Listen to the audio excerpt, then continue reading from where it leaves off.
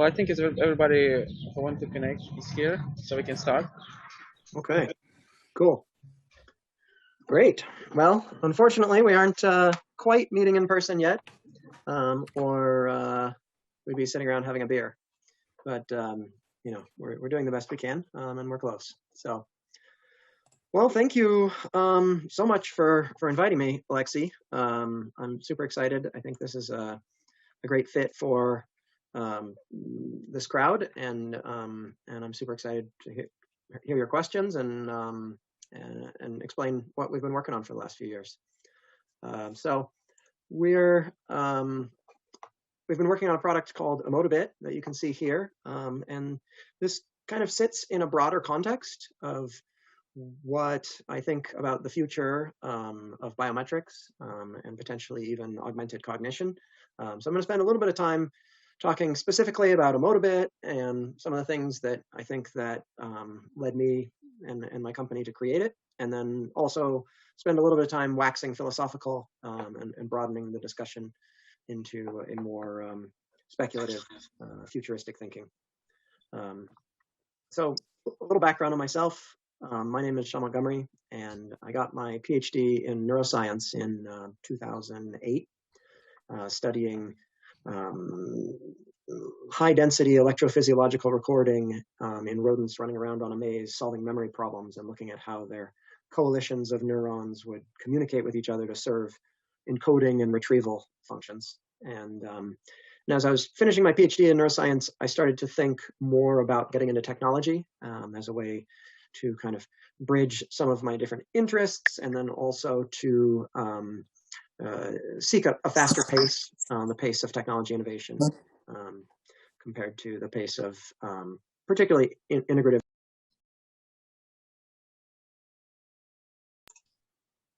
Did you lose me? Am I back? Sorry, yeah, continue, please continue. Okay, cool. Cool. So I wear a number of different hats in my life. I am creating EmotiBit. I also run a consulting company called Connected Future Labs, where we do some similar things to EmotiBit. Often involves a lot of sensors, integrating that data and making sense out of it. And then I also teach at a number of different places. I was telling Alexi, I was in New York City for the last 20 years. So I've taught at NYU and Hunter, as well as a number of places around the region. And recently I moved to Reno, Nevada, which is kind of in northern Nevada near Tahoe, and has a great university, the University of Nevada, Reno. So now I'm engaging with the crowd there. Oops, let me click over here. Great. So a little background, a little internal context on me. I've been, ever since getting my PhD in neuroscience, I've been thinking about how to use technology to change the way we are aware of ourselves, and then also how we can communicate and express ourselves to one another.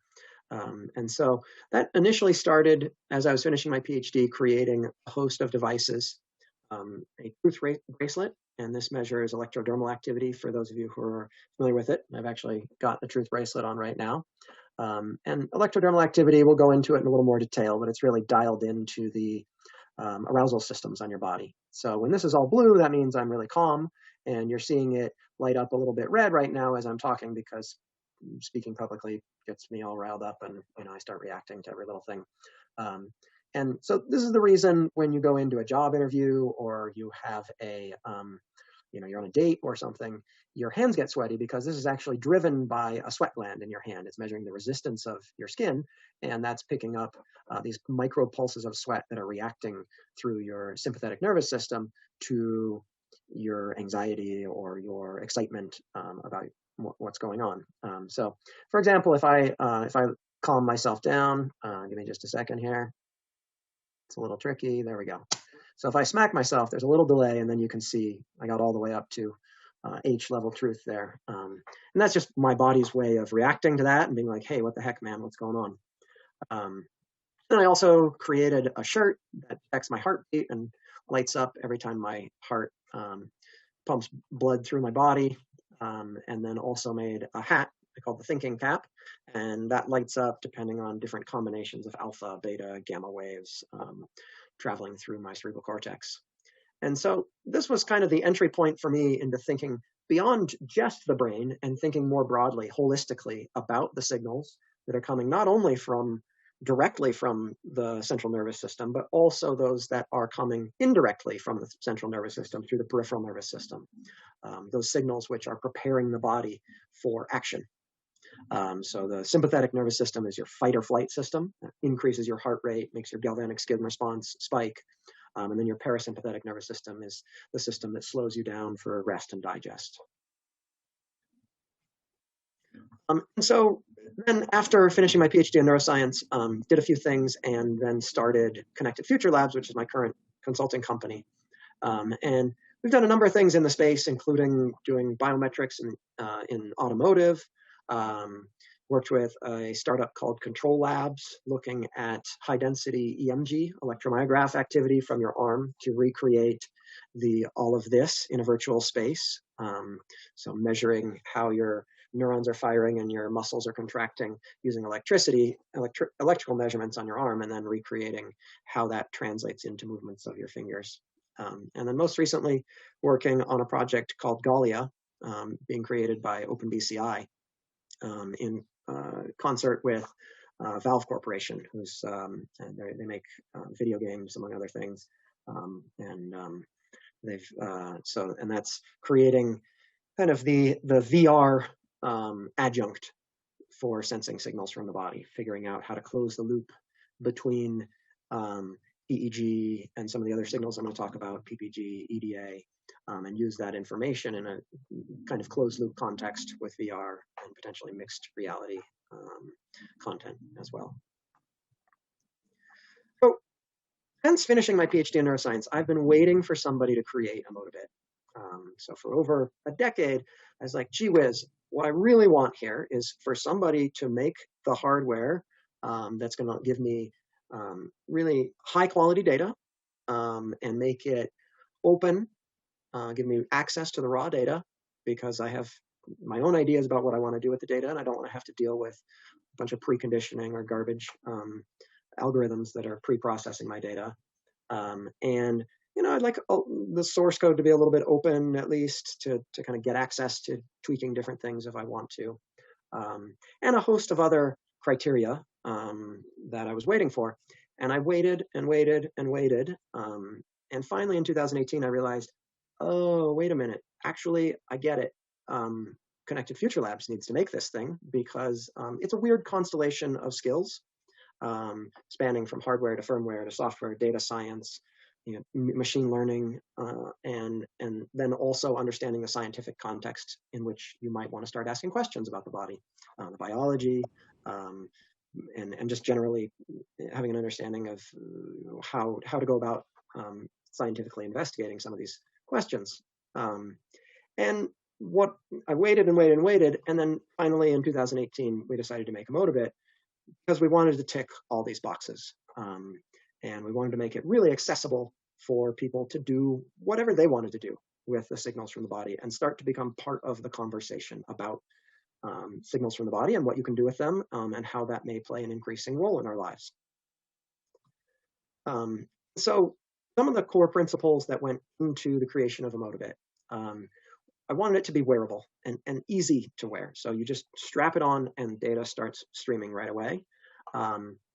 And one of the pieces of the puzzle for that meant I wanted it to be to be able to put it sense signals from a single location on the body to make it easy to use and easy to strap on.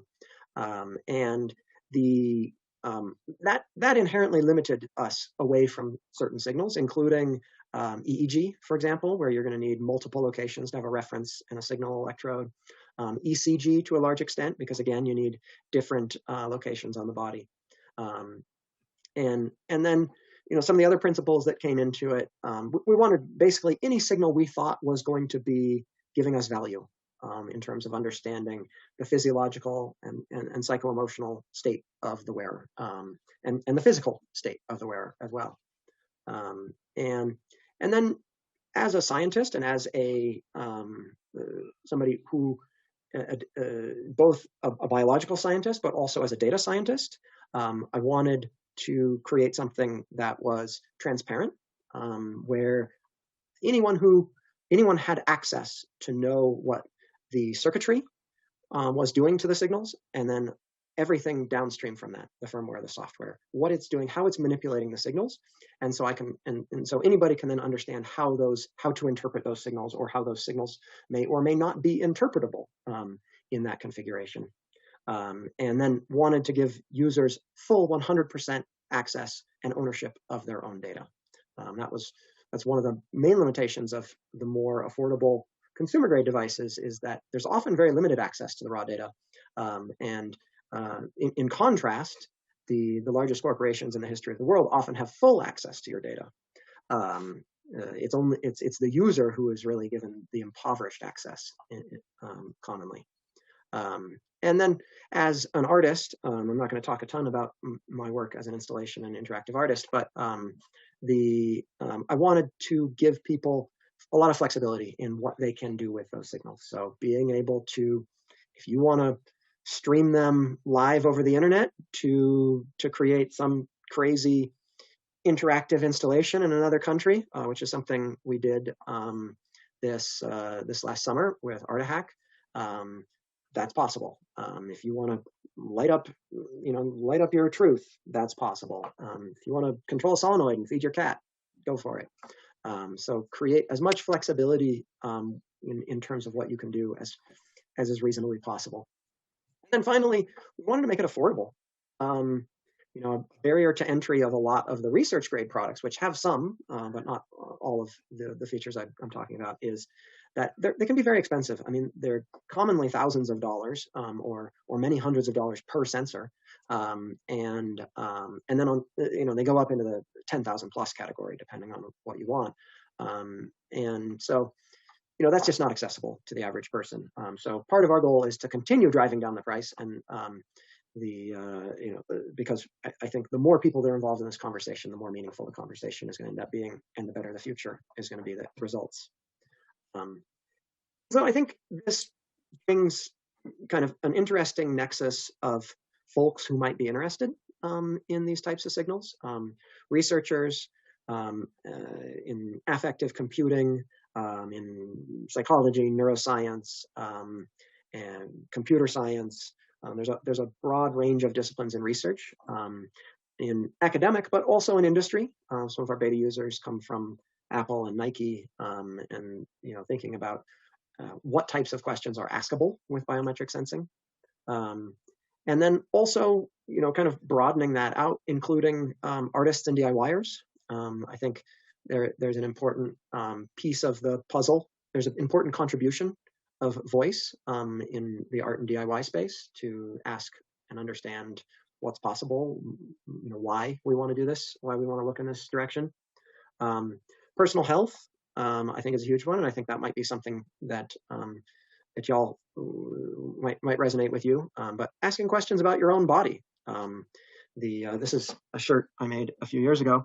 I don't know if you can see it very well, but this is kind of my philosophy on personal health, is that yes, I am a sample size of one, but I'm also a population size of one. And so everything I learn about myself may be relevant in a deep and meaningful way. And then finally, education, thinking about bringing this into contexts where at younger ages, and having people thinking about the transdisciplinary nature of biometric sensing, ranging from biology and chemistry to computer science and data science to health and ethics, and a host of other topics. A number of these, so since I think this crowd might be particularly interested, I would normally kind of gloss over this, but I'll dig in just a little bit.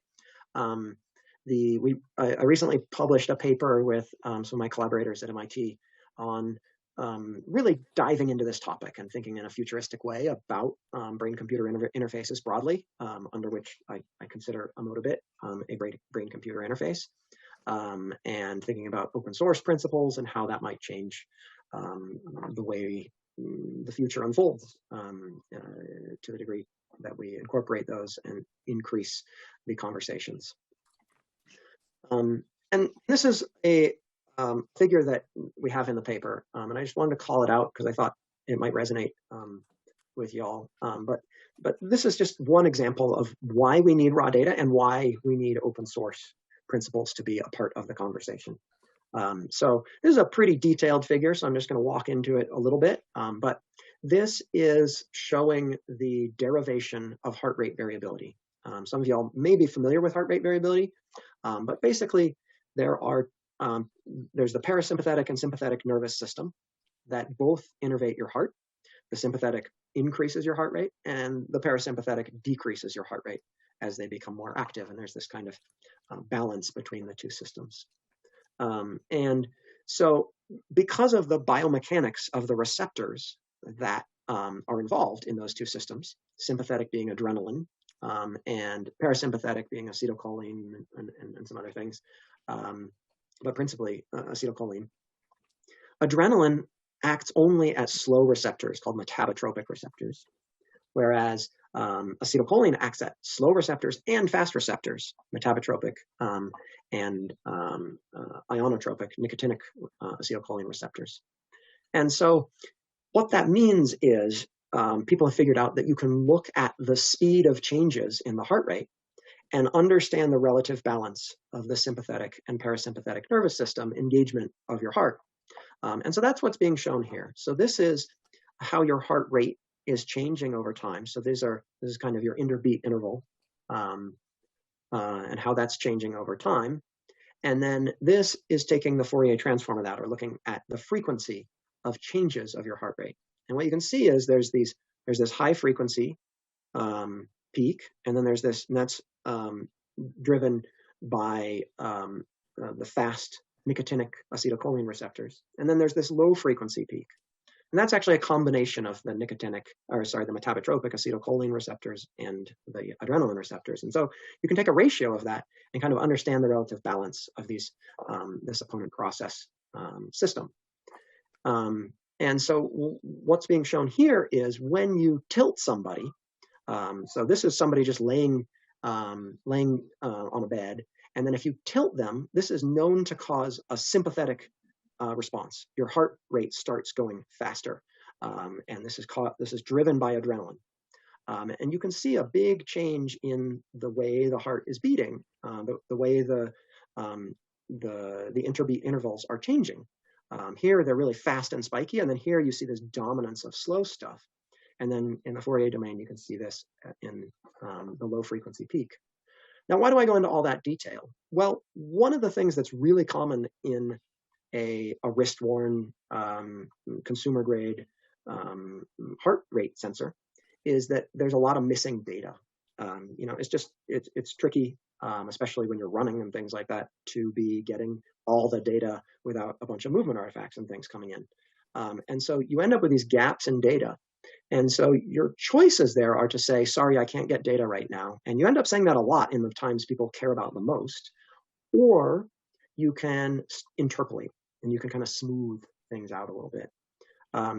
Interestingly, if you took this and you just started, removing some data points and interpolating them and smoothing this a little bit, what you would end up with is something that looks a lot more like this. And so what that means is that the preconditioning that's going on in some of these heart rate measurements is actually making it very difficult to go to the next step and do heart rate variability and derive this sympathetic parasympathetic balance. So that's one example of why it matters, why raw data matters, why open source matters, because if you have this preconditioning that's distorting your results, you can't know entirely whether the thing you're seeing is a result of that. Maybe you just have noisier data when you're doing in one condition versus another, and so it's smoothing it out. Alternatively, you might see no difference where there actually is a difference because of that smoothing out situation. And what's worse still is that if your software is changing on the firmware with a device firmware update, on the phone, even in the cloud potentially, if updates are happening to your preconditioning at any one of those stages, those could be altering your results, and you may not know when those updates are taking place. So you could be halfway through a study and then have all your results changed. So these are some of the important things that I think, where open source principles and raw data principles have a big part to play. But also if you have access to the raw data, then you have the ability to drive some of these algorithms, right? You have the ability to come up with new ways of interpolating or smoothing that aren't doing some of these things. You can contribute that back to the conversation. And likewise, one of the hot topics in the last couple of years is correcting the missing data using data from an IMU, like an accelerometer or a gyroscope, and using sort of taking the combination of those two sensors to correct the data. And that's another piece where, that's a fast adapting area of science. And so being kind of at the leading edge of that, or at least knowing where you are in the leading edge of that, can be important. So that was kind of a deep dive into why I think those raw data and open source principles are important. So now the EmotiBit. EmotiBit is, let me actually pull it up here.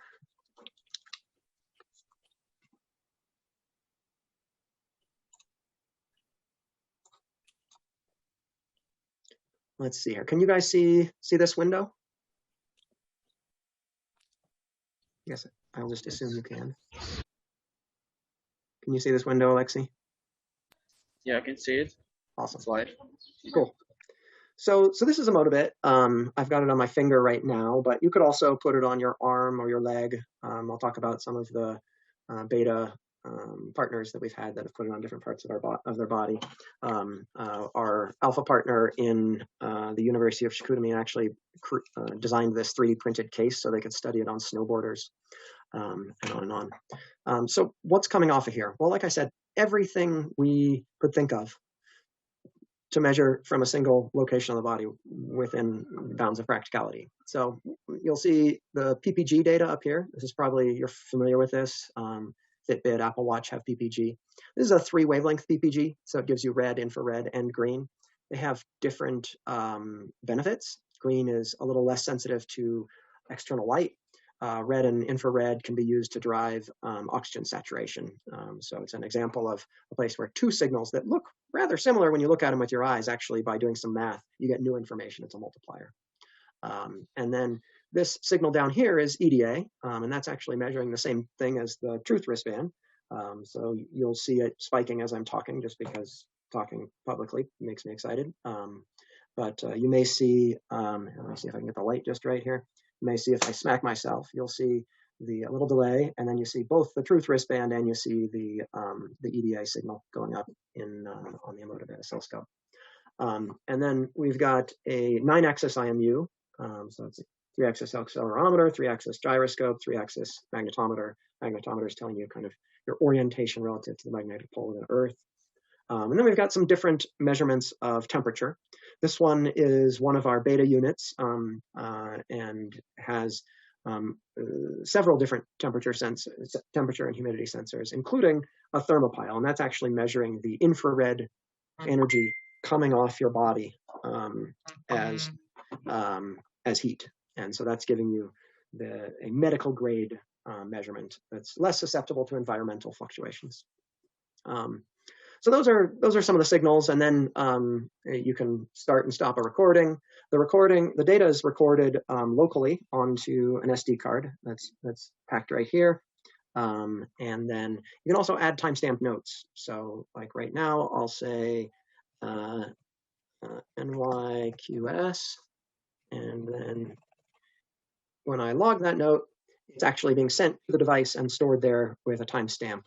So you have that timestamp, whatever you want to be marking in the data is possible from there. And then we have a number of different output options. The one that we have enabled right now is something called OSC, but we just unlocked our second stretch goal as a part of our Kickstarter campaign. So we're going to unlock some of these other output options as well to increase the flexibility. So that's kind of the overview. And then this is a little more nitty-gritty details into the hardware. This is basically what I just went through. But you can see on the bottom of EmotiBit, the EDA has these silver chloride snaps, so you can pop those in. You could also attach your own kind of lead system off of those if you wanted to run the EDA somewhere different than you're doing PPG. And then you've got your PPG and your temperature sensor. And this is, the whole system is actually made to work with the entire Adafruit Feather ecosystem. So this is EmotiBit, which is technically a Adafruit Feather wing. And then this is an Adafruit Feather. There are a bunch of different devices. We've been developing for the Wi-Fi M0, but there's also ones that use ESP, so you have a little more horsepower.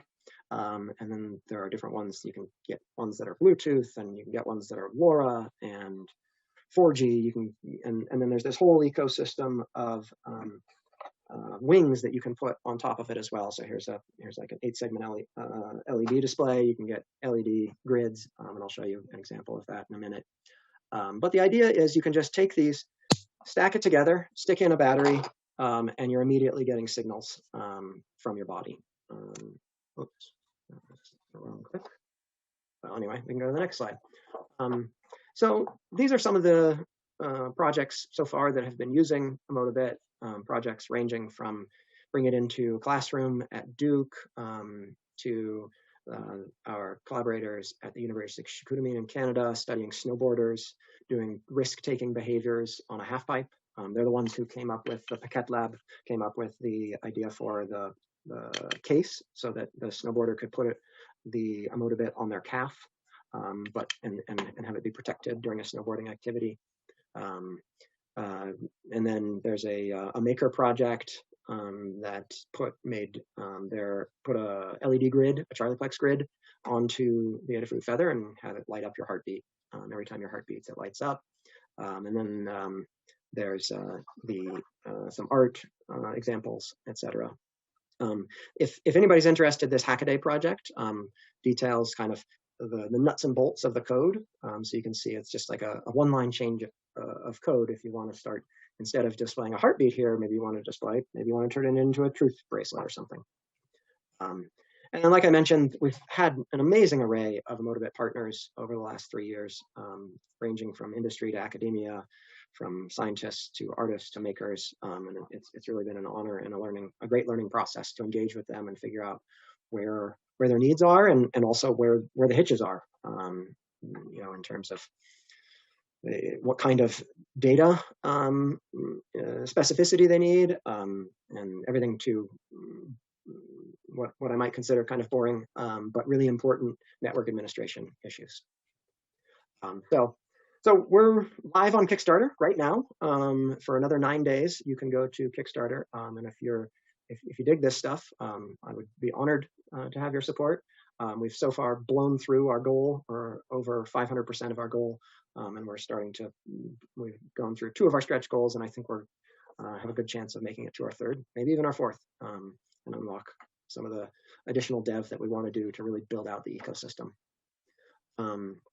So, you know, I've mentioned a couple of these things already, but just to kind of briefly run through, you know, some of the benefits for research include the open source transparency. 100% data ownership means that approvals, IRB approvals, are easier because you're not worried about a Google or an Apple or even one of the more research-oriented companies having all your participants' data sitting on their servers. And then also low cost and wearable just means you can ask new questions. You can ask different types of questions, more people at once. Plus science synergy is something that I'm passionate about. I think more voices is important. I think different perspectives is important. I think it creates multipliers, and just having low cost, easy to use, flexible connectivity, and open source really opens up the possibilities there. Makers and education, as I said before, I think more transdisciplinary project-based education starting at earlier ages just is going to increase the sophistication by which we're asking these difficult questions that we need to ask, and we're going to be asking ourselves again and again over the next 10, 20, 100 years. And then personalized health, you know, it's your body. I think you should own the data to your body. I think you shouldn't worry when you're collecting data from your body whether your insurance company is going to hike your rates, or any number of other possibilities, right? So I think that's just something I think is important. And I think you should be able to ask new questions about your body, not only the questions that somebody in a boardroom, that a suit in a boardroom thought about, but like come up with your own question, and really have as much flexibility as you can to do that. And ultimately to unlock your potential. I imagine in the next 100 years, we're going to be using biometric data, signals from your cranium and the rest of your body. It's going to change how we manage our stress, how we learn, how we communicate. My hunch is it's going to be transformative. And so being a part of that conversation now makes sense to me. And then I think there are multipliers. I think when you bring all these things together, they're not individual things. They create multiplicative synergy. So if you take the benefits for art and you take the benefits for science, they don't just affect their own silos, they affect each other. And they potentially make, my hope is that it just opens up that conversation in important ways. I'm going to be a little speculative and hopefully a little provocative, but I don't know. Maybe this crowd is unprovocable in this area. But I think the future is context. Broadly speaking, I think context is important.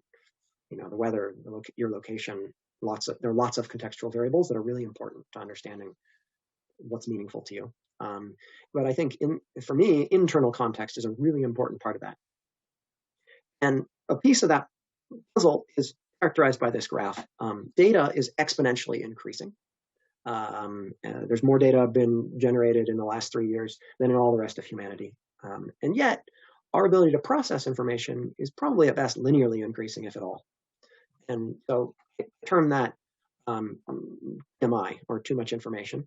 And I think this is one of the places where the next century is going to be really making some strides, is figuring out how to deal with that exponentially increasing data and linear or barely increasing brain function or raw brain CPU speed. And one way I think about it is using biometrics to understand internal context and then use that information to deliver actionable insight, to create to understand the context and then do things with it. And so a lot of people think about this, and probably a lot of people here think about this in terms of using a complex constellation of signals that you can pick up from the body and using those to create signatures. So if you'll see here that some of the signals you're picking up look very similar between two different behaviors, engagement versus anxiety, or cognitive states, engagement and anxiety. But others are very different. And as you start layering on more and more of these cognitive states and these signals, you need some kind of machine learning or other suggestion to create a mapping onto your, to understand, take your biometric data, look at the signature of that biometric data, and turn it into something that we have some insight into, like an emotional state.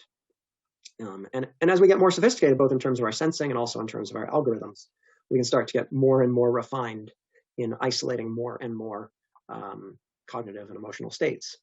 Currently, state of the art is something between like 6 and 10 cognitive emotional states can be reasonably separated from each other, let's say 75–80% of the time, depends on context, a lot of variables, depends on your algorithms.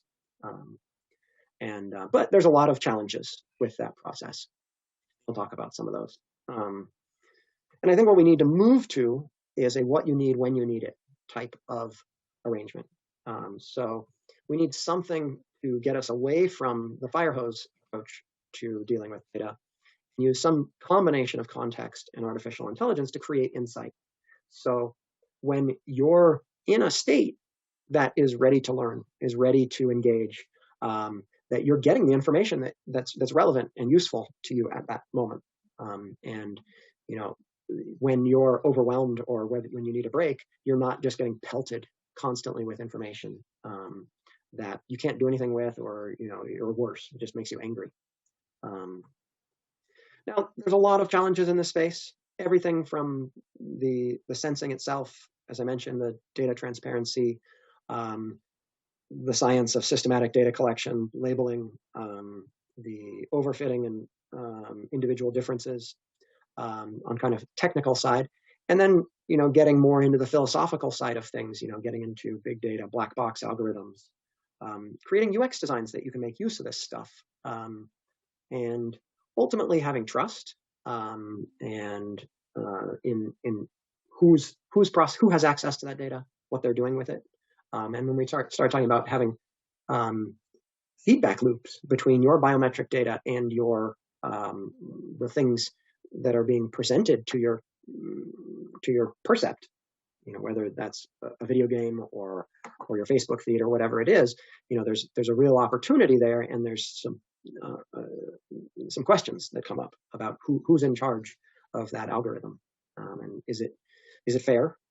Is it being manipulated? Do you trust the actors involved? Do you have transparency to even to give yourself that trust? And these are some of the things we mentioned in this paper, in kind of a speculative way. But I think there is no getting around it. Regardless of what these challenges are and what the potential risks are for individuals and for society as a whole, there's just too much positive, too much driving us in this direction for more insight and more data-driven insight. And that data is going to come in part from biometrics, an important part of that data, because it's going to improve health. It's going to make it so that when you are, they recently had a study come out where they were, a group was able to use fMRI, which is a little more engaged than an EmotiBit, obviously. They used fMRI to predict psychotic breaks. So that's amazing, because psychotic breaks are devastating to people's lives. And what happens if you get it wrong? What happens if you start quarantining people who you think are going to have a psychotic break and they're not? Or you just start making judgments like you should throw people into padded rooms. There's some real challenges there. But at the end of the day, we have to get it right, and we're going to be pushed forward, because if for no other reason, if you can be smarter than the next guy in your, when you're running trades on Wall Street, you're gonna do it, right? It's going to happen. So that's all I plan to talk about today. But thank you very much. I would be happy to answer any questions. And if you dig EmotiBit, if that's your jam, I would love your support. And if you know anybody who might dig EmotiBit, I would love for you to pass it along to them. We have 9 days left, and we're trying hard to build out this ecosystem as robustly as we can to really unlock some of the potential here. Well, thank you. I really have this context you talk about. What is next emotional mapping do you think is possible, or to be precise, more there's a lot more than emotions in our organism, right? What do you think is next, or is it? Do you need some particular research to dig into mapping of your parameter, your board collecting to the research data? Because this is maybe overwhelming task, right? A lot of people measuring it with commercial devices, and then they publish a lot of works, papers, and you just cannot read it, right? Physically. Yeah, no, it's a great question. So the EmotiBit is really tapped into here. I'll just pop up my my signal so you can see how excited I am as I'm responding here. But the EmotiBit is really tapped into the parasympathetic sympathetic nervous system axis. And so these are historically, i.e.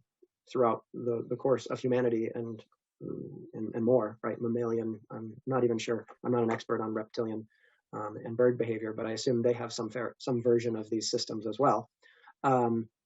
These systems are geared toward fight or flight and rest and digest. So anything that is engaging you to be more acutely focused, to be more ready to fight or run away, those or engage with a mate, kind of like really core things. Those systems are going to be highly reflecting those cognitive and emotional changes.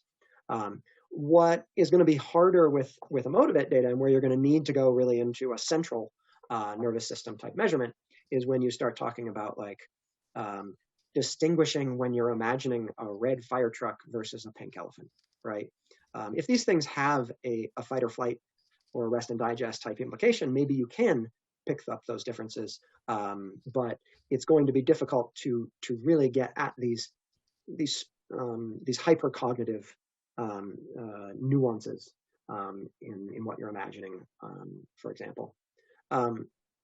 The number of things that you can pick up is a little bit of a, my hunch is what we're picking up right now is a fraction of what we will be able to pick up in the next decade, and the acuity with which we'll be able to do it. It's 6 to 8 or whatever it is right now. Now, there are challenges associated with actually doing that, and a lot of those challenges, if you have good data, which we're trying to solve that like first step of the staircase. If you have good data, the next challenge and some of the challenges that follow have to do with your machine learning and overfitting. How are you going to analyze that data? And currently, the best thing we have are sort of traditional machine learning and more recently deep learning.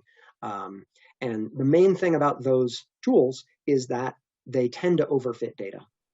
So what does that mean? Well, that means if you look at your cognitive states while you're watching a movie or watching one of two different movies, a happy movie and a sad movie, you're going to get really good at understanding happy and sad movies.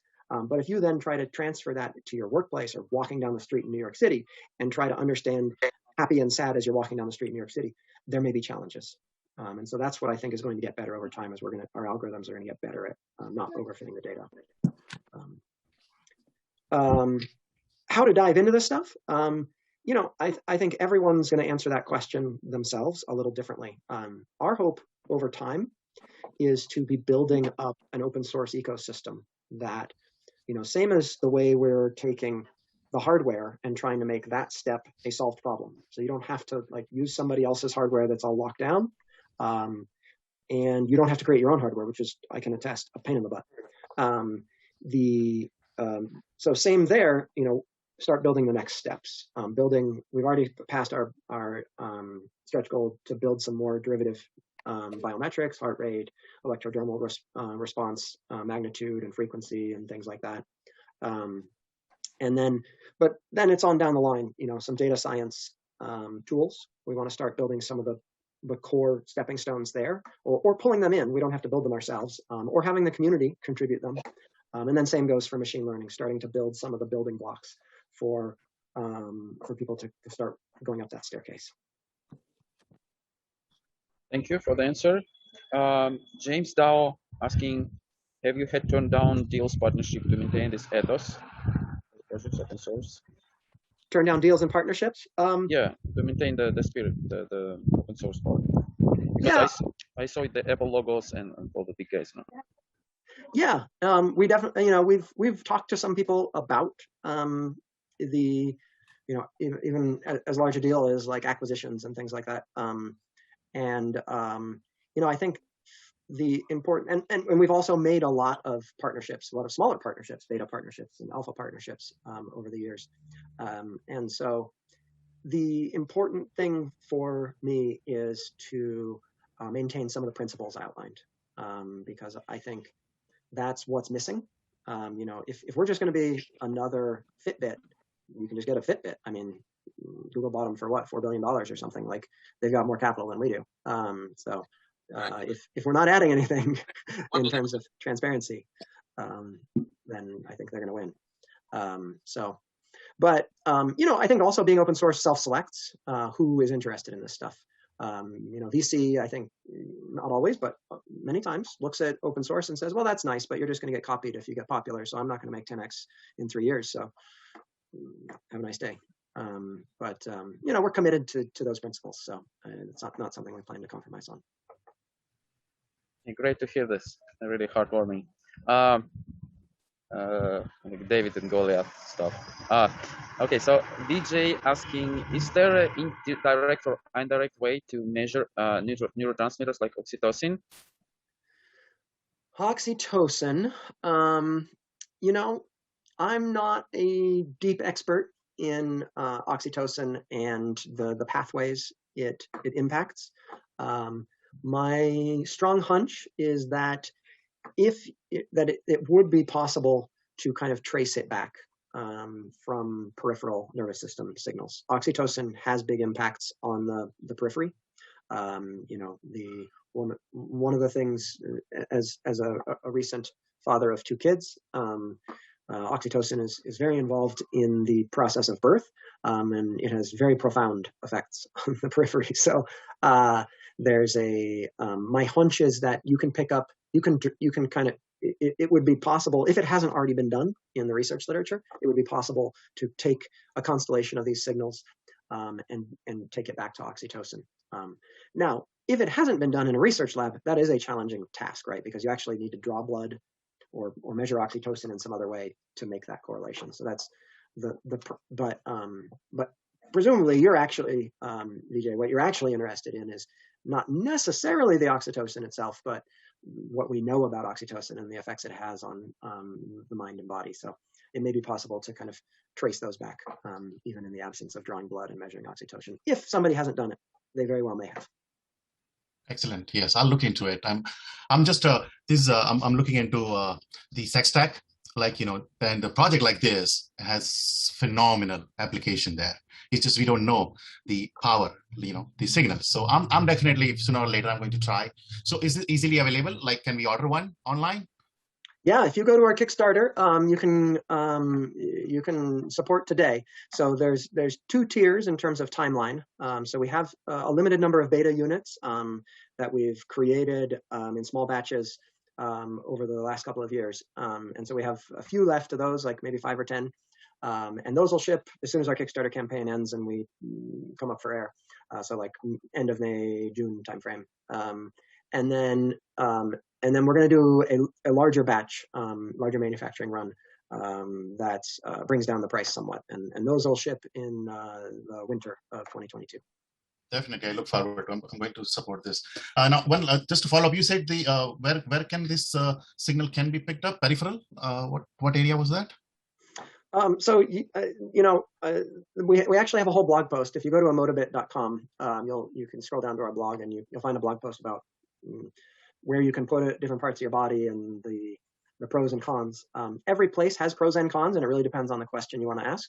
Your finger is a great place, so you can put it there, but our collaborators in Canada put it on snowboarders' calves, and they got great signal there, which isn't a place I even thought of putting it. I just thought people should be able to put it wherever they want. That's why we made it easy. I should mention also that built into the design of EmotiBit is we create these little slots in the board, so you can put it, you know, this way or that way, and just put strap material through here. We use Velstretch oftentimes, but you can use whatever you want. I should also mention about your comment about understanding these things and what's known and what's not known. I agree with you 100%. My tacit assumption here is that the number of things we don't know about these signals that are knowable vastly outweighs the number of things we know. And so, you know, what I'm hopeful is that having more voices and more people engaged in this stuff is that it'll kind of unlock that door, because people will start asking different questions and figure out what's knowable and what's not knowable. As an example, you know, the PPG is, the way it works is it just shines light into your body, and then it looks at how much of that light reflects. And it turns out when your blood is oxygenated, it reflects more red light. When it's deoxygenated, it reflects less red light, and that's why your blood looks red and blue when it's oxygenated, deoxygenated. Well, you know what? Measuring shining light at things and measuring how much light comes back, that's exactly how chemists determine the chemical content of compounds. That's exactly how cosmologists try to understand the beginning of the universe, right? And so my hunch is that there's a lot more information here that's untapped. You know, we've got 3 wavelengths here, which is great. It's state of the art. And there's probably a lot we can learn just by looking in more detail at those things. And there's, you know, somewhere approximating infinite more wavelengths across the spectrum that we could be using and asking questions about as well, potentially in the future. Great. I know we are over time, but I would like to add 2 comments really quick. So there are 2 areas which, which I see there is a big potential is when the ADHD. These days, adults and children, they equally have this problem. So, this can be used to, give some sort of feedback that how well you are keeping your attention. And the second is the social media marketing. When new product is launched, that aha moment, that cool factor, when they do go for the test, they can give it to the, the first time user and see how they react. So, it's infinite. It's very noble work you're doing. Thank you. Thank you so much, Vijay. Thank you for the questions, guys. There's a couple more. How much data is recorded in a waking day? And is there a community facilitating citizen science and sharing their inside experiments tools on the base of this data? Yeah, so as far as data goes, since we have an SD card built in, you can get very large SD cards these days. And our Rocket and Research and Kit, as an example, ships with, well, we're still working on exactly how big, but the beta kit ships with a 32 gigabyte SD card, and probably the Rocket and Research and Kit will have the same. And this will store months of data, or at least close to a month worth of data, so a lot. And you can get much bigger SD cards if you want.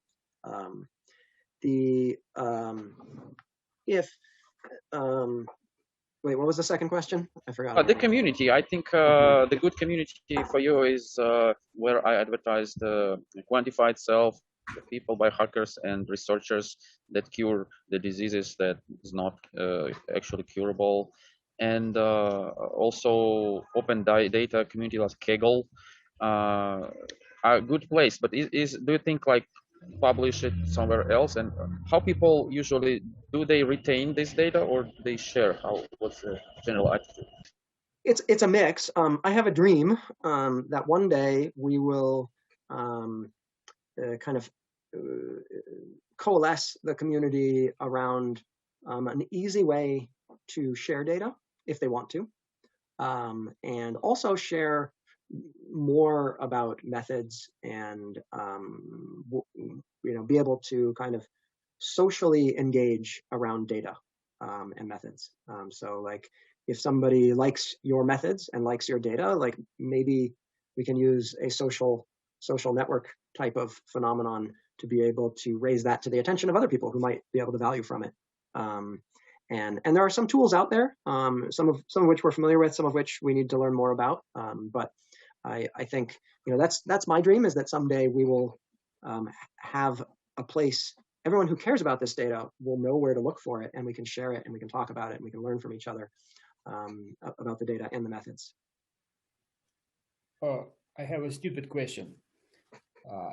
All this pandemic stuff, and yeah, I used like telemedicine procedures, meetings with doctors a couple times, and like the doctor asked me, hey, can you go and weigh yourself or measure your blood pressure? And this device, is it possible to use it, I don't know, to inform the doctor more about my body numbers?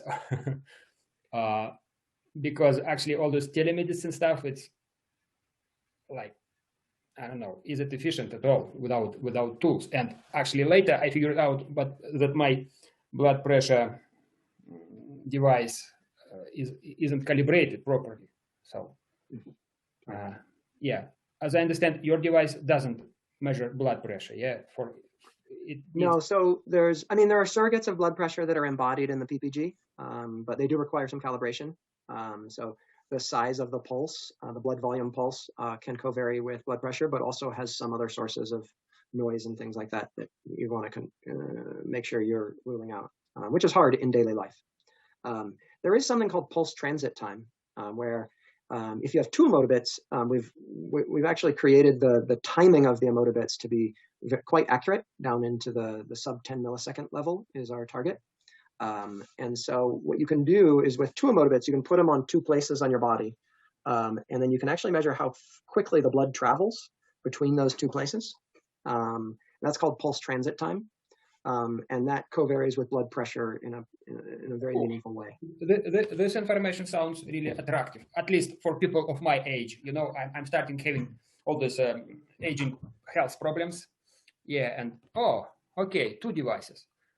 Yeah, will your doctor know what to do with it? That's another question. So you may have to help them absolutely. along. Absolutely. Yeah. Usually doctors, they are like really far away from all the technical nuts and bolts, and they are not interested to move away from their own instructions and what they were taught in their schools or somewhere they taught. Yeah, but as an engineer, yeah, I meant like, yeah, and it's really strange for me to hear like, oh, maybe we should share our data with other people. I'm not sure about it, but I would like to have my own data for myself. Like, oh, well, I'm actually sharing my data. I'm sharing a lot. I'm sharing. There's a service called 23andMe and service from Dante Labs, and they both can be used. Like I did 2 sequencing, and I did a lot of questionnaires, and then can be used on sequencing.com. So sequencing.com is actually like a gamifying experience to sharing your data. So they reward you for the. we're talking about DNA testing. Yeah, yeah, DNA test and all the questions that actually do the functional genomics. You know, like if you answer question in connection with the DNA research, it is actually move the application of such and such gene and such condition to genes back. So it's both genetics and functions. Okay. All right. Can we go to the last question? Thomas, can you elaborate on, if you're here, can you elaborate on sustainability model for the project, what it is in your view? Yes, thank you. So thank you for a presentation. I really enjoy seeing these principles embodied in hardware. It's a great step forward. So my question really is do you have a business model that will be sustainable in the future? And have you made some considerations in that direction, or have you arrived at a potentially sustainable business model? Thank you.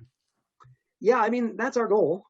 Is this isn't just a hobby. We would like to continue to grow the ecosystem, and so you know we've dug deep into pricing. A lot of the sensors we're using are expensive, and especially right now, I don't know how many people are familiar, but the silicon market is just crazy because of COVID. But also there's these crazy silicon wafer factory fires that have blown up prices everywhere, and availability. But you know, we've been working through that. So you know, our goal is to make pricing, you know, to make this, to kind of find the sweet spot of pricing where we make it accessible, where people can, you know, it's relatively affordable compared to thousands of dollars for research grade stuff. But you still get the research grade signals from EmotiBit, and then you know, on the other hand, be able to, with enough scale, our hope is that, you know, by making it accessible, by kind of tapping into some things that are missing, the openness and flexibility and all that, that enough people will be interested that volumes will kind of give us the resources we need to start building out this ecosystem. And so, yeah, our goal is to be sustainable, is to have a company that grows over time, and continues to kind of find more people and who start thinking about the future of biometric sensing and want to be involved. Well, thank you very much. It's a good point to end our conversation today. Please contact Sean directly via website with crowdsourcing campaign. Also invite him to do a presentation in your communities as I did. I also would like to help you with if you need scientist information, particular like scientist group. I'm developing database to search and be able to contact them. So please don't hesitate, and let's push this effort further toward the citizen science, toward the biohacker communities, toward all kind of applications and data exchange practices, and let's like fight big guys, right? We're here to change the world, and big guys are not nice. So we'll show them what it is, right? Thank you, guys. Thank you, Sean. Bye. Thank you so much for having me, Alexei. Thank you so much, everybody, for your attention and great questions.